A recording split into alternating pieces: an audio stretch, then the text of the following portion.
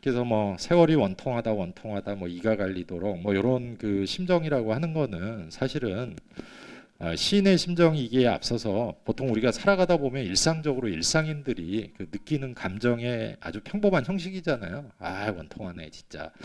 아 억울하네. 그러니까 이러한 이제 시적 발언이라고 하는 것이 독자 입장에서는 굉장히 공감적으로 이제 접근할 수 있는 요소가 될 수 있었다는 거죠.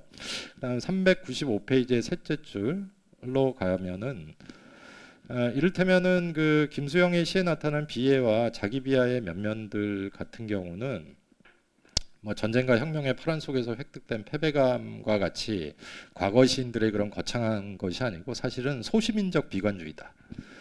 다시 소시민이라 그러죠 보통. 그러니까 평범한 대중들이 그 일상 속에서 이런저런 형태로 겪게 되는 굴욕감도 있고 또 이런저런 형태로 느끼는 모욕감도 있고 이런저런 형태로 일상 속에서 우리가 반복적으로 그 직면하게 되는 그러한 감정을 여과 없이 잘 보여주고 있다는 겁니다. 근데 이제 단지 그런 어떤 개인적인 자기 비하나 소신민성에만 머무르지 않는다는 게 이제 황지우 시가 이후에 굉장히 돋보이는 점이었다는 겁니다. 현실에 대해서 이제 얘기를 하고 있는데요. 이렇게 얘기하고 있습니다. 박지라고 하는 걸 보면은 나는 왜 적에 대해서 말하지 않고 적 앞에서 자꾸 뒤돌아보는가? 그리고 난 다음에 이제 자기가 살고 있는 80년대에 대해서 이런 얘기를 하는 거죠. 야, 이 80년대라고 하는 시기는 도대체가 막장이냐 최전선이냐? 그러니까 막장이라고 하는 거는 아주 그 보통 이제 그 우리가 이제 그 탄광이나 뭐 이런 걸 얘기할 때 이제 막장 비유를 많이 드는데 더 이상 이제 전진할 수 없는 그 어둠의 그 장소냐? 아니면은 뭔가 필사적으로 우리가 싸워서 극복해야 될 역사적 장소냐? 라고 하는 이제 질문을 던집니다. 근데 여기에서 이제 황지우는 뭐라고 생각하냐면은 이 80년대라고 하는 것은, 그러니까 자기가 살고 있는 80년대는 막장도 아니고 최전선도 아니라는 겁니다. 막장인 동시에 최전선이다 이렇게 얘기를 하는 거예요. 그러니까 어떤 개인적 삶이나 혹은 뭐 역사적인 어떤 조건을 보면은 80년대는 아주 광폭한 시대이긴 한데 그 광폭한 시대의 어떤 조건 속에 짓눌리기만 하는 삶이 아니고 또 한편에서 보면은 어떤 소시민적 어떤 패배주의나 비관주의에 빠져 있는 이 나이지만은 또 한편에서 보면은 싸워야 될 시기이기도 그 하다라고 하는 것이 이제 황지우가 이제 보여주고 있는 태도죠. 그러니까 일도양단식으로 이 소시민적인 삶의 어떤 비애에 함몰될 것이냐 아니면 내가 이 현실 속에서 가장 중대해 보이는 시대 정신을 찾고 그것을 위해서 싸울 것이냐 선택을 해라 이런 게 아니고 한편으로 보면은 분명히 뭐 어떤 대중적이고 소시민적인 현실의 한계에 갇혀 있는 것은 분명해 보이지만은 그렇다고 해서 그런 현실에 지기만 하는 게 아니라 버티면서 싸워 나가는 그런 삶이 이제 80년대적 삶이다 이렇게 얘기를 하고 있는 거죠. 그래서 395페이지에 그 밑에서 셋째 줄에 있는 것처럼 80년대는 이제 황지우에게 어떤 막장이면서 동시에 최전선이다라고 하는 어떤 우회적인 진술을 하고 있는 거죠. 만약에 이제 소시민적인 고단한 일상만을 본다면은 그 시절은 황지우에게 막장처럼 아주 희망 없고 고통스러운 세계가 되겠죠. 그런데 그 세계에서 희망을 캐내려고 할 때, 그러니까 막장에서 이제 희망을 캐내려고 할 때, 그것은 또 한편에서 보면은 굉장히 능동적이고 처절한 어떤 싸움의 어떤 장소가 그 되기도 한다는 것이죠. 그래서 396페이지입니다. 자, 그렇다면은 이 희망 없는 그 적과 나가 뚜렷하게 구분되는 세계에서 그 황지우가 자꾸 적전에서 뒤돌아본다는 게 뭐냐? 싸우지 않고 자꾸 물러선다는 건 뭐냐? 라고 하는 것도 이제 생각해 볼 필요가 있는데 1980년대 많은 시인들은 뭐 80년대를 갖다가 일종의 이제 그 뭡니까? 최전선이라고 생각했던 시인들은 그러니까 시인들의 이제 종류라기보다는 이제 여러 성격이 있는데 1980년대를 최전선이다. 그러니까 전선이라고 하는 거는 전쟁이 벌어지는 장소잖아요. 최전선. 프론트 라인이라고 생각했던 사람 가운데는 여기서 적극적으로 투쟁해야 된다, 싸워야 된다 이런 시인들이 있었는데 황지우는 뭐냐면은 최전선에서 자꾸만 자기는 뒤를 돌아본다는 겁니다.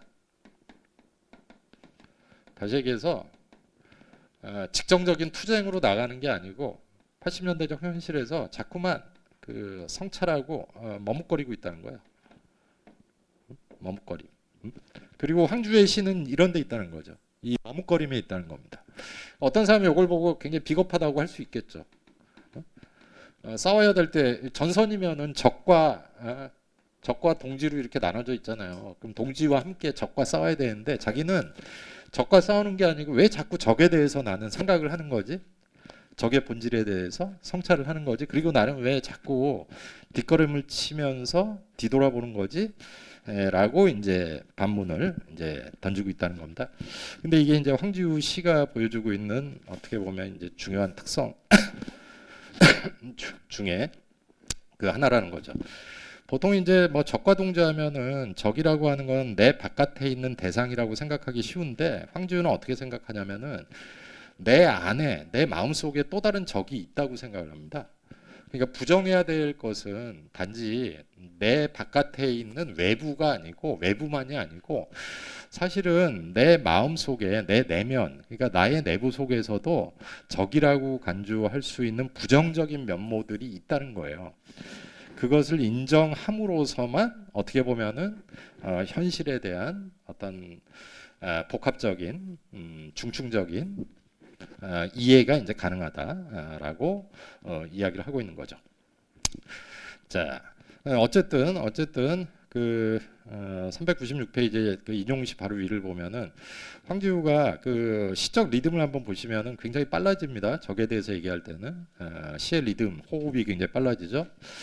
거의 산문적으로 그냥 이렇게 그 어떻게 보면 뭐라고 해야 되나 따발총을 쓰듯이 산문적으로 그냥 풀어버리는 것 같습니다. 한 시대 삶과 문화 전체가 포르노그라피일 때 우리가 식은 새벽 방바닥에 엎드려 시를 쓰는 것은 도대체 무슨 짓이냐 뭐 이렇게 표현하기도 하고요. 또 한편에서는 이런 얘기도 합니다. 대한민국 헌법은 여성 명사며 대한민국 현대사는 변태 성역자의 병력이다. 뭐 이렇게도 과감하게 진단을 그러니까 얘기를 하는 거죠. 그러니까 헌법이 끊임없이 이제 그 개변이 되었잖아요. 근데 결국은 이제 그 한국 정치사가 이제 끊임없이 변모해가는 과정 속에서 헌법이 뒤틀리기도 하고 또 회복되기도 하고 이런 과정을 계속해서 이제 겪어왔는데 이걸 갖다가 마치 이제 변태 성욕자에 의해서 이제 능욕당하는 여성인 것처럼 이제 은유화 그 하고 있는 거죠. 그래서 이런 식의 이제 그 어떤 산문적 진술, 가파른 진술 뭐 이런 것들을 보면은 그의 시적 진술이 어떤 투명한 서정시의 형태를 허물면서 이제 전개된다라고 하는 것을 이제 볼 수가 있겠죠. 그러니까 뭐 아도르노 같은 경우가 이런 얘기를 했다고 하죠. 독일계 이제 그 철학자 미학자가 뭐 아우슈비츠를 겪은 이후에도 과연 서정시는 가능한가? 뭐 이런 얘기를 했다고 하는데 어떤 악무한 뭐 도가니 같은 현실 속에서 과연 뭐 서정시가 가능한가라고 하는 걸 생각했을 때 황지우는 좀 불가능하다라고 생각한 것 같아요. 그러니까 황지우가 생각했던 80년대라고 하는 것은 일종의 그 포르노그라피와 같은 시대였다. 굉장히 음란한 시대이고 가릴 것을 가리지 않고 아주 변태적인 시대가 황지우 입장에서는 이제 80년대였는데 그랬을 때 시를 쓴다고 하는 이 숭고한 작업은 과연 설명 가능한가라고 이제 얘기를 한 거예요. 황지우는 그렇게 인식을 하였다는 거죠. 자, 그래서 이런 포르노그라피와 같은 어떤 현실 속에서 뭐 연탄불도 놓을 수 없는 식은 방바닥에 엎드려 가지고 397페이지 첫째 줄입니다. 시를 쓴다는 이 시인의 행위라고 하는 것이 시인 자신에게는 일차적으로는 수치심이라고 하는 어떤 감정에 이제 빠지게 된다는 거죠. 황지우가 말했듯이 이제 막장이자 동시에 최전선인 현실 속에서 맹렬하게 현실을 변화시켜야 한다는 당위가 뭐 요구될 수도 있겠지만은 새벽 방바닥에 엎드려 시를 쓰는 이 필사적인 작업이라고 하는 것이 결국은 어떤 긴장감이라고 하는 것도 뭐 이 단계에서는 좀 보여주고 있는 게 아니냐라고 이제 이야기를 하고 있는 거죠. 그래서 이제 시쓰기에 대해서 굉장히 그 뭐 도조하다고 해야 될까요? 굉장히 절실하다고 해야 될까요? 다음과 같이 산문적으로 또 정의를 하고 있습니다. 굉장히 장엄해 보이죠. 이 문장만 읽어보면은 시를 어떻게 정해? 도대체 시란 무엇인가? 이런 A의 그 한 부분을 보면은 나는 시를 당대에 대한, 당대를 위한, 당대의 유언으로 쓴다. 그러니까 자기에게는 시쓰기가 유언이라는 겁니다. 그만큼 필사적이라는 거죠. 그러니까 자기가 살고 있는 컨템포러리한 이 현실에 대한 일종의 유언, 그러니까 목숨을 걸고 쓴다는 거예요. 한마디로 얘기해서 자기의 시쓰기가. 자, 그 다음에 이제 그 자기 그 시론격의 이제 이야기도 그들은 결혼한 지 7년이 되며 부분에서 나옵니다. 뭐라고 얘기를 하고 있냐면은 나의 풍자는 절망으로부터 오고 나의 절망은 열망으로부터 오고. 그러니까 황주의 시가 대체적으로 보면 자기 풍자나 아이러니컬한 비애에 빠져 있다고 사람들이 얘기하는데 왜 그런 그 자기 풍자나 아이러니컬한 자기 비하 혹은 비애라고 하는 것이 나오냐면은 그것은 절망 때문이다라고 하는 거죠. 그러니까 한마디로 얘기해서 이거는 뭐냐면은 그런 자기가 처해 있는 절망이라고 하는 게 풍자라고 하는 기교를 낳는다는 겁니다. 뭐 의식해서 나온 게 아니고. 그러니까 이상이 그런 말을 했잖아요. 그러니까 절망으로부터 기교가 온다고. 또 기교가 다시 절망을 낳는다고. 뭐 이런 식의 그 표현을 했거든요. 그러니까 그걸 이제 흉내내고 있는 겁니다. 일종의. 나의 풍자는 절망으로부터 오고. 그럼 절망은 어디서 오는가? 나의 절망은 열망으로부터 온다. 다시 얘기해서 어떤 희망에 반한 게 이제 절망일 것이고 그 절망적 상황을 시로 표현하자고 하니까 자기 풍자라고 하는 수법을 쓸 수밖에 없다. 그럼 너의 그 열망은 어디서 오느냐? 나의 열망은 어떤 욕망으로부터 온다. 욕망. 그럼 그 욕망이라고 하는 것은 어디서 오느냐? 나의 욕망이라고 하는 것은 삶으로부터 온다. 내가 살고 있는 삶. 자, 이 생으로부터 이 삶으로부터 그것을 반성하는 이성에 이르는 가느다란 실핏줄이 내 시의 가게다라고 이제 이야기를 하고 있는 거죠. 그러니까 내 삶으로부터 오는 열망과 절망, 또 그로부터 이제 그 동반되는 시적 수사학으로서의 자기 풍자라고 하는 것, 이런 시작 행위 전체가 결국은 내 삶을 어떻게 하든 논리적으로 혹은 합리적으로 이성적으로 반성적으로 규명해야겠다는 어떤 열망의 결과로서 내 시가 쓰여지고 있다. 뭐 이런 식으로 이제 얘기를 하고 있는 거죠. 그다음에 또 뭐 실용격의 이제 표현도 쓰고 있습니다. 자, 여기서 보면 이제 말더듬이가 하는 것처럼 얘기를 하고 있죠. 심표. 이게 이제 그 말더듬이가 하는 것처럼 이제 얘기를 하고 있는 거거든요. 나의 문학 행위는 답이 아니라 물음이 다, 속 없는 질문이 며, 덧없는 의문이 다, 끝 없는 의혹이 며 회의이며 끝없는 의혹이며 회의일까라고 이제 얘기를 하고 있습니다. 그러니까 이렇게 뭐냐면은 자기 문학에 대해서 명료하게 개진할 수 없는 현실 속에 자기는 있다는 거예요. 그래서 말을 더듬는 거죠. 말더듬이 쉬워져. 그러니까 이거는 뭐냐면 말더듬이라고 하는 거는 한편에는 이제 침묵, 또 한편에는 발언 사이에 있는 게 이제 더듬거리는 거거든요. 침묵과 발언 사이에 있는 게 말더듬 아니겠습니까? 그러니까 자기는 현실에 대해서 말할 때, 혹은 뭐 문학에 대해서 말할 때, 혹은 자기에 대해서 말할 때 유창하게 말할 수 없는 존재라는 거예요.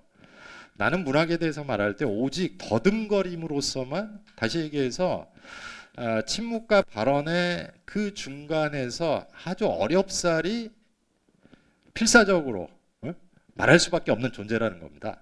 그래서 요거는 이 형태가 중요한 거예요. 요 쉼표, 말더듬. 그래서 가령 뭐 예를 들어 가지고 그 시인 중에 그 이승하 시인이라고 있잖아요. 이 사람이 등단할 때 그 경향신문인가? 아, 중앙일보였구나. 화가 뭐 문구를 소재로 하고 등단했을 때인데요. 그 첫 시어가 뭐였냐? 무서워 이렇게 시작됐어요. 그러니까 어떤 사람은 그냥 진짜 무서울 때 무서워할 수 있는 사람도 있지만은 그 공포에 완전히 질린 그 사람은 무섭다는 말조차도 이렇게 무서워라고 못해요. 그래서 그 이승하 그 화가 문구의 절규, 그 문구의 그림 보면 절규란 게 있잖아요. 그걸 갖다 이제 시로 쓴 건데 무서워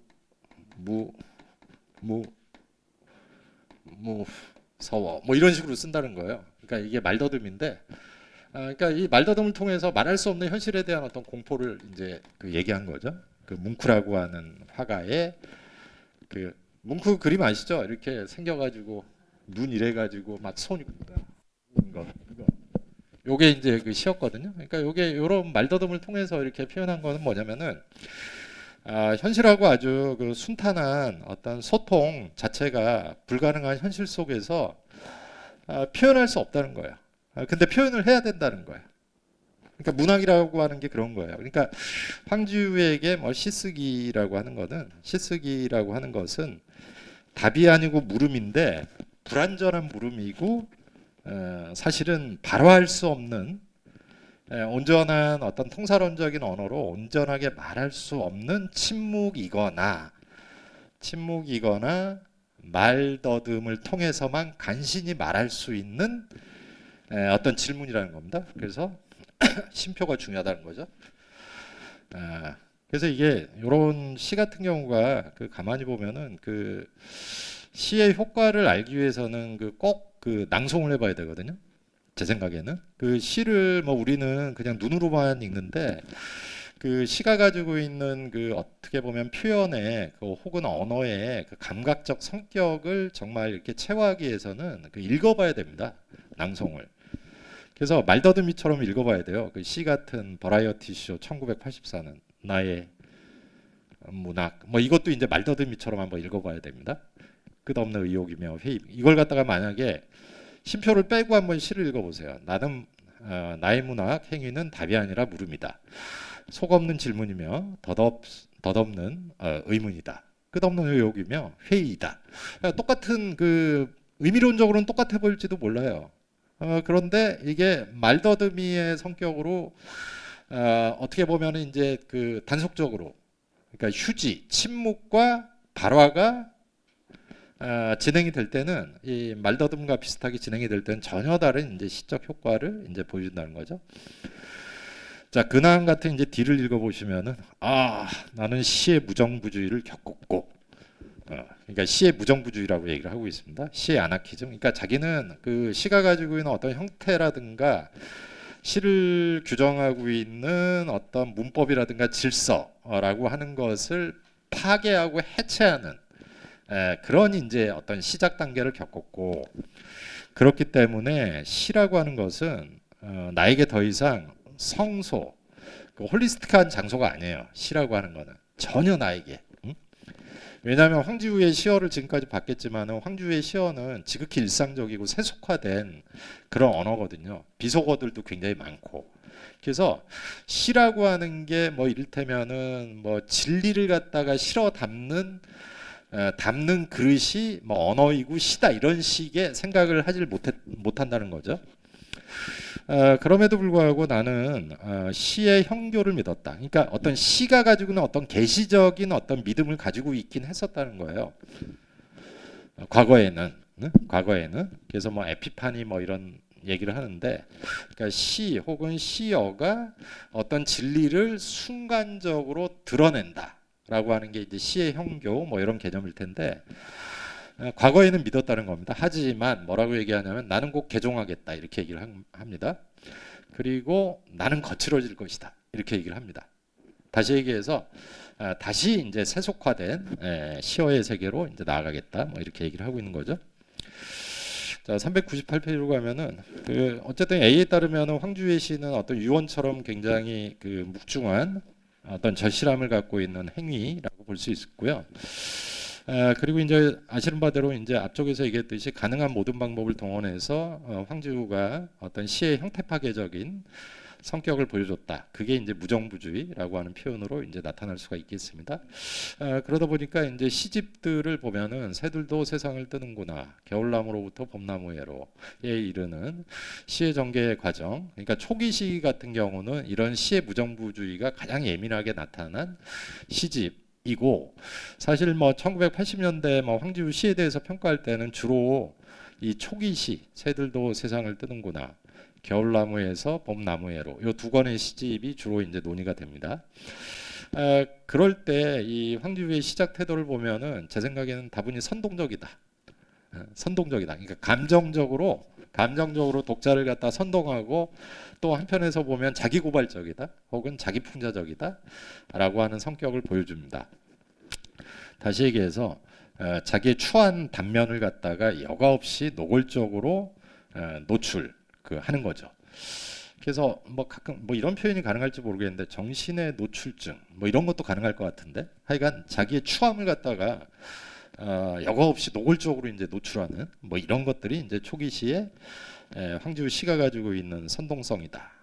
그런데 이게 그 동시대를 살아가고 있었던 다른 시인들하고는 많이 다르다는 거죠. 뭐 예를 들어서 박노해 같은 시인도 1984년에 이제 한국의 문단에 등단을 하게 되는데, 박노해 같은 사람이 뭐 1980년대를 뭐 이른바 이제 노동자의 관점에서, 노동자 투쟁의 관점에서 반자본주의적인 시를 내놓을 때라고 하는 그 시 관념하고는 상당히 좀 다른 성격을 황지우는 보여주고 있다는 거죠.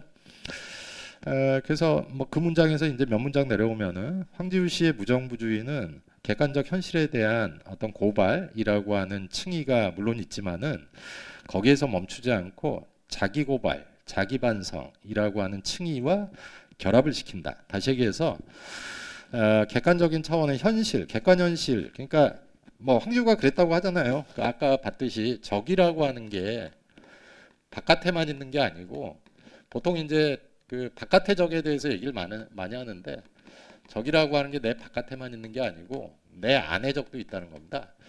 그래서 시를 쓸 때는 이 바깥의 적에 대해서도 쓰지만은 그것과 동시에 내 안의 적에 대해서 자기 고백하고 자기 풍자를 하는 이 동시적 행위를 시를 통해서 이제 황지우는 좀 하고자 하였다 라고 하는 거죠. 그래서 이로부터 이제 긴장감이 이제 나왔다. 근데 이제 비판도 있습니다. 그 최광석이라고 하는 이제 평론가, 돌아가셨지만 이분이 뭐라고 얘기하냐면, 저는 이 비판이 상당히 참신한 비판이라고 생각을 하는데, 이런 얘기를 하고 있습니다. 고 최광석의 비판처럼 독자들이 그의 시를 읽으면 현실에 분노해가지고 주먹을 불끈 쥐고 일어서는 것이 아니라 너무 웃겨가지고 주저앉아 배를 잡게 만드는 상황을 만들고 있다. 황지우는. 그러니까 적에 대해서 얘기하면은 그 적과 어떤 싸워야 된다는 그 투지 혹은 투쟁의 어떤 의지를 갖다가 복돋아야 되는데, 일반적으로 박노해 같은 사람은 그렇게 하는데, 황지우 시를 읽으면은 적에 대해서 이야기할 때조차도 사실은 이게 풍자성이 굉장히 강해지면서 너무 웃겨가지고 그런 비장미가 사라진다는 거예요. 그래서 유머러스해져 가지고 주먹을 불끈 쥐고 일어서는 게 아니라 주저앉아서 배를 잡게 만든다. 그러니까 시적 의도가 뭔지 도대체 모르겠다, 황지우가. 라고 이제 비판도 하였다는 겁니다. 황지우가 당대를 유언하기 위해서 그가 살았던 그 시대를 스케치하는 방식이 르포르타주하고 비슷하기 때문에 사실은 이런 현상들이 나타난다는 겁니다. 그러니까 뭐 뭔가 현실에 대해서 비판을 하고 있는데, 그 현실 비판이라고 하는 그 어떤 태도, 비판의 태도가 뭐 일반적으로 얘기되는 뭐 진정성이라고 하는 관점에서 이제 진행되고 있는 게 아니고 굉장히 풍자적이고 골개적으로 진행되고 있기 때문에 이게 비판하고자 하는 거냐 즐기고자 하는 거냐. 그러니까 황지우가 표현하고 있는 현실에 대해서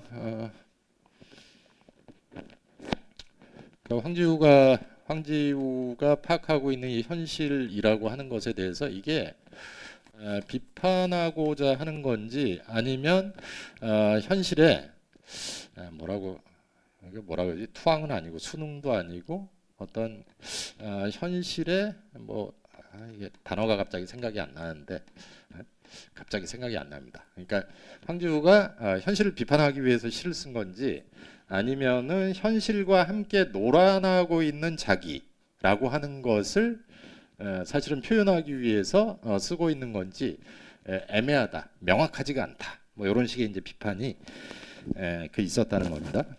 그러니까 현실을 추수라 그러죠. 그래서 현실을 비판하기 위해서 시를 쓰는 건지 아니면 버라이어티한 이 현실, 뭐 황지우가 포르노그래피라고 이제 격하했던 이 현실의 여러 양상들을 갖다가 한편으로 보면은 추수하기 위해서 쓰는 건지 굉장히 애매하다라고 하는 비판도 하였다는 겁니다. 예를 들어서 그 황지우 시를 보면은 그 사람을 찾습니다 이런 시민 광고 있죠. 그 요새는 사람을 찾는 시민 광고는 별로 없죠. 시민, 사람을 찾습니다. 개를 찾습니다가 많죠. 그래가지고 그런 포스터를 갖다가 시 속에 딱 박아놔요. 사진을 그렇게 한다거나 아니면은 뭐 만화나 사진 같은 경우를 갖다가 이제 시 속에 이렇게 배치를 하고 그래서 뭐 네컷 만화 같은 경우를 시 속에 배치를 한 다음에 대도둑은 대포로 쏴라 뭐 이런 이제 대사가 있는 만화를 배치한다거나 아니면은 담벼락에 붙어 있는 이제 부고 소식을 갖다가 이제 콜라주해 가지고 시에 쓴다거나 삼각형의 문자로 된 무등산을 시라고 우겨가면서 써내려가는 이런 형태 파괴적인 노력이 어쨌든 이제 제 생각에는 뭐 1980년대 단면 어떤 80년대적 상황을 효과적으로 환기시켰던 거는 이제 분명해 보인다는 겁니다. 그러니까 여기서는 이제 뭐 여러 가지 실험들을 그러니까 굉장히 이제 실험실을 많이 썼다는 거죠. 근데 문제는 뭐냐면은 이 실험이 반복되면은 가령 아까 제가 그 말더듬의 시학이라고 뭐 이렇게 얘기를 했지 않습니까? 그러니까 그게 뭐 예를 들어서 특정한 한 편의 시에서 어떤 말더듬의 표현을 통해 가지고 어떤 시적 효과를 발휘할 수는 있어요. 근데 만약에 한 시인이 그 시집을 낼 때 한 보통 50편에서 한 60편 정도가 실리지 않습니까? 근데 연작시로 해가지고 말더듬 연작시를 쓰게 됐을 때 그게 효과가 있겠느냐는 겁니다. 이게 관습화가 되고 양식화가 되는 순간 어떤 그 새로움이라든가 어떤 각성의 효과가 없다는 거예요. 그래서 황지우가 굉장히 다양한 실험도 했는데 뭐 무등산 실험도 하고 그 다음에 시민 광고 사람을 찾습니다. 요거를 뭐 시에다가 그냥 해놓기도 하고 뭐 4분 35초 뭐 이런 식으로 해가지고 제목은 4분 35초인데 뭐 예를 들어서 시집을 열면은 그냥 백지예요. 백지. 그 얘기는 뭐냐면 4분 35초 동안 그냥 백지를 바라보라는 거거든요. 시 제목이 4분 35초인데 여기 밑에 아무것도 없어요. 그냥 백지예요. 이런 류의 실험들을 계속 해나가는데 문제는 뭐냐면은 이 실험이 반복이 되면은 이게 아무런 그 충격 효과도 주지 못하는 거예요. 미적 충격. 다시 얘기해서 이 새로움의 어떤 인식, 각성이 이제 불가능해진다. 그래서 황지우의 이런 실험이라고 하는 게 초기에는 상당히 이제 신선한 느낌을 주는데 이게 반복이 되면은 관성화가 되고 사실은 어떤 시가 가지고 있는 어떤 각성 효과나 충격 효과라고 하는 것을 보여줄 수가 없다라고 하는 것입니다. 자, 399페이지로 가서 제일 마지막 그 문단을 한번 보면은 어쨌든 그렇다면은 거칠어진 그의 시의 가계가 뭐냐? 삶으로부터 이성에 이른 가느다란 실핏줄이 뭐냐? 제가 볼 때는 그 실핏줄이라고는 표현 안에는 어떤 풍자, 절망, 열망, 욕망, 삶 뭐 이런 것들이 어떤 수평적으로 연결되어 있는 어떤 내용들이 그 안에 담겨 있고 삶에 대한 열망과 욕망이 결국은 풍자와 절망을 낳는다라고 하는 아이러니는 그 시 자체에 대한 인식에서뿐만이 아니고 황지우의 시의 그 형식 속에서도 수없이 그 변주 되는 것처럼 보인다. 근데 문제는 이제 그 어떤 황지우가 얘기하고 있는 밑에서 넷째 줄입니다. 어떤 절망에 입각한 어떤 공격성이라고 하는 게 내부지향적으로 가면은 황지우 시를 어떤 차원에서 보면 뭔가 그 자기를 어떻게 보면 절제하지 못하는 자학이 아닌가 싶을 정도로까지 이제 그 보이게 되고, 그래서 이게 낭만주의라고 제가 이제 얘기했던 이유가 그 뭐냐면은 비관주의. 한편에서는 자학이 초기 시에 엄청나게 나오고, 그 다음에 또 다른 한편에서는 이 연민, 자학과 연민이라고 하는 두 가지 감정 형태가 초기 시에서 빈번하게 등장을 한다는 겁니다. 자학은 자기, 또 한편에서는 뭐 타인도 있겠지만은 또 자기. 그러니까 자학이라고 하는 건 자기 연민의 이제 다른 형태로 이제 보이는데, 그 황지우 시도 그런 이제 성격을 보여주고 있기 때문에 이 풍자라고 하는 거는 사실 냉정하게 생각을 해보면 자기 풍자를 하기 위해서 풍자를 한다기보다는, 풍자는 사실은 이 세타이어가 기본적으로 가지고 있는 성격은 뭐냐면요, 이게 권력을 갖다가 이렇게 풍자적 언어를 통해서 전도시키는 거거든요. 풍자라고 하는 것은. 그래서 권력자와 권력자가 아닌 사람의 관계를 갖다가 뒤집는 거예요. 그래서 어리석인 광대나 바보가 진실을 얘기할 때, 가령 뭐 예를 들어 가지고 오이디푸스 왕이라고 하는 권력자가 완전히 격화되잖아요. 격화? 그래서 그 풍자라고 하는 것은 원래 이러한 거대 권력을 향해서 가야 되는데, 지금 그 황지우의 풍자라고 하는 것은 이런 거대 권력을 향해서 가는 게 아니고 사실은 생활인 혹은 소시민으로서의 자기를 향해서 가고 있거든요. 자기를 향해서 가고 있는데, 이게 한편으로 보면 이제 연민인데 자기 연민에 빠지게도 만들 수가 있고, 또 한편에서 보면은 황지우를 이해하려는 입장이 아닌 사람들 입장에서 보면 이 시인이 뭐 일종의 냉소주의자가 아닌가 싶은 시니치즘, 뭐 인생이라고 하는 게 어차피 그런 거 아니야 뭐 하면서 자기 냉소에 빠진 인물처럼 또 보이기도 하기 때문에 좀 애매성이 있다는 겁니다. 애매성이 있다는 겁니다. 그래서 그런 이제 양측면이 그 황지우 시에는 그 있다는 겁니다. 그래서 뭐 연민적 시선을 보면은 400페이지입니다. 이제 뭐 15분 정도가 됐는데요.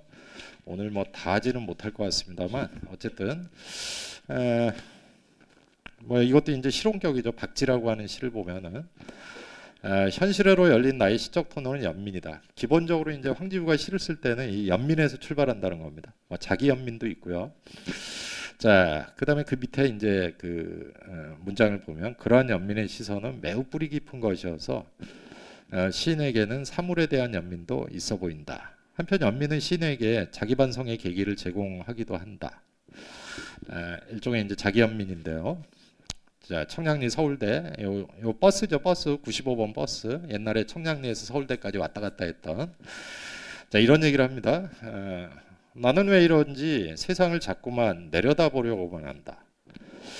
그럴 적마다 나는 왜 그러는지 세상이 자꾸만 짠하고 증오심, 다음은 측은한 마음뿐이고, 또 아무리 보아도 그것은 수평이 아니다. 이렇게 얘기를 하고 있어요.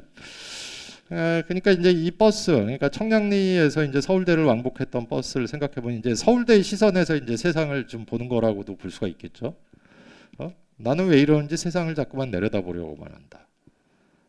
어떻게 보면 이제 서울대 출신이라고 하는 게 그 한 사회 안에서의 뭐 이렇게 지배 엘리트라고 하는 자의식이 한쪽에 있는데, 또 청량리는 어떤 데겠습니까?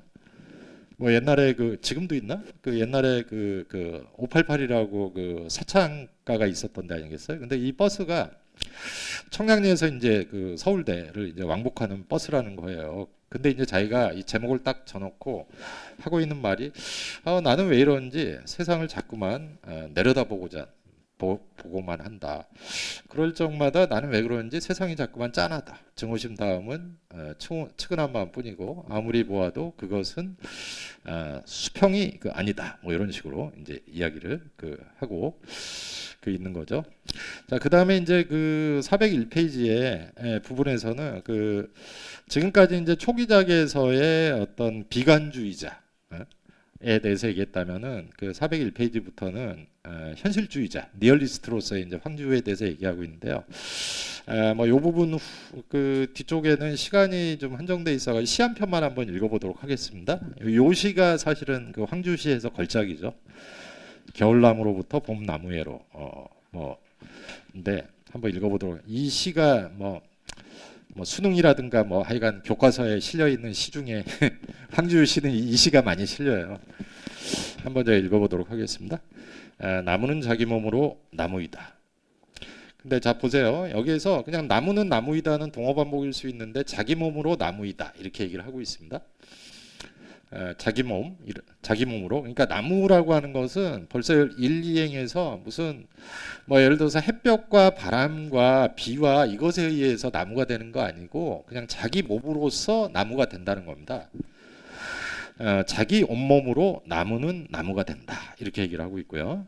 자기 온몸으로 헐벗고 영하 13도, 영하 20도 지상에 온몸을 뿌리박고 대가리를 쳐들고 무방비의 나목으로 서서 두 손 올리고 벌받는 자세로 서서 벌받는 몸으로 벌받는 목숨으로 기립하여 그러나 이게 아닌데 온 혼으로 애타면서 몸속으로 불타면서 버티면서 거부하면서 영하에서 영상으로 영상 5도 영상 13도 지상으로 밀고 간다. 막 밀고 올라간다. 온몸이 으스러지도록 부르터지면서 터지면서 자기의 뜨거운 혀로 싹을 내밀고 천천히 서서히 문득 푸른 잎이 되고 푸른 4월 하늘을 들이받으면서 나무는 자기의 온몸으로 나무가 된다. 마침내 끝끝내 꽃피는 나무는 자기 몸으로 꽃피는 나무이다. 그러니까 이 시를 보면은 그야말로 이제 나무라고 하는 것은 무슨 외부 환경이나 어떤 외부의 힘에 의해서 사실은 나무가 되는 게 아니고 영하 5도, 영하 10도, 영하 20도의 아주 극한적인 현실 속에서도 그것과 싸우면서 뿌리를 받고 또 그런 극한적 현실을 뚫고 나무로서 대가리를 꼿꼿하게 세우면서 기립을 하는 것인데 그 기립을 하는 이 나무의 과정, 일어서는 나무의 과정이라고 하는 것이 순탄한 것이 아니고 벌받은 몸으로 또 벌받은 목숨으로 기립을 한다는 겁니다. 상처투성이로 이제 기립을 한다는 거죠. 그리고 온 혼으로 애타면서 온 몸속으로 불타면서 때로는 버티고 때로는 거부하면서 이 영하 20도에서 이제 영상 또 지상으로 갈 뿐만 아니라 나무에 나뭇잎이 나는 것은 뭐냐면 어떤 외부적인 자연의 원리에 의해서 싹이 나는 것이 아니면서 이 겨울에 나목이 된 이 나무가 자기의 몸을 불어 터지면서 뜨거운 혀로 의지적으로 나뭇잎을 뿜어내고 있는 것이고 급기야는 이 나무가 마침내 꽃을 피워내는 것이라는 겁니다. 근데 그 피어난 꽃조차도 어떤 외부적 자연에 의해서 자연적으로 피어난 꽃이 아니고 스스로 꽃을 피워냈다는 거예요. 그래서 어떤 계절이나 자연이라고 하는 어떤 외부의 힘에 의해서 이 나무가 외력에 의해서 성장하는 게 아니고 사실은 꽃 피고자 하는 의지를 통해서야 나무가 나무로서 자기 정립을 하게 되었다. 주체 정립을 하게 되었다라고 이제 이야기를 하고 있는 거죠. 그래서 희망이라고 하는 것을 어쨌든 희망이라고 하는 것이 나무가 꽃피는 과정이라고 하는 것은 어떤 자연적 힘에 의해서 뭐 이렇게 획득된 것들이 아니고 사실은 이런 고투의 과정 속에서 스스로 내부로부터 이제 꽃을 피우고 밀어내는 그런 어떤 주체 정립 이라고 하는 것입니다. 404페이지에 이제 그 시어 한 줄만 좀 읽고 좀 끝낼까 하는데요. 그래서 이제 그 초기 시 세계를 지나면서 조금 그 시인의 세계관이 약간씩 이제 변화가 옵니다. 이런 식이라는 거죠. 이제 그 한 사람이 아프면 모두 아프다는 것을 알았다. 그러니까 아내의 편지를 읽은 건데, 지금까지는 이제 그 한 사람의 아픔, 그러니까 자기 아픔에 이제 함몰되어 있었다고 한다면은 이제 한 사람이 아프다는 것은 모두 아프다. 그러니까 중생이 다 아프다. 한 사람의 고통에서 이 중생의 고통을 볼 수 있는 어떤 시야가 조금씩 열리게 되고 있고요.